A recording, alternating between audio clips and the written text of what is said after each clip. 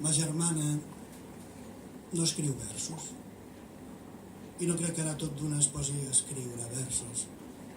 Ho té de la mare, que no escrivia versos, i del pare, que tampoc escrivia versos. Sota el sostre de ma germana em sento segura. El seu marit, per res del món, no escriuria versos. I encara que sembli una obra d'Adam de Macedònia, cap dels parents no es dedica tampoc a escriure versos. Els seus calaixos, la germana no hi guarda versos antics, ni em porta la bossa plena d'escrits d'ara fa poc. I quan ma germana em convida a dinar, sé que no és amb la intenció de llegir-me els seus versos. Les seves sopes són excel·lents, sense cap premeditació, i el cafè no s'escampa per damunt dels originals.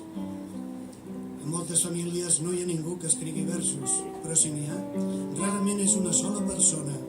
Sovint la poesia raja per cascades de generacions i crea perillosos terbolins en els sentiments mutus. La meva germana cultiva una bona prosa parlada i tot el que escriu són postals de vacances, amb un text prometedor, el mateix cada any, que quan torni m'ho explicarà tot, tot,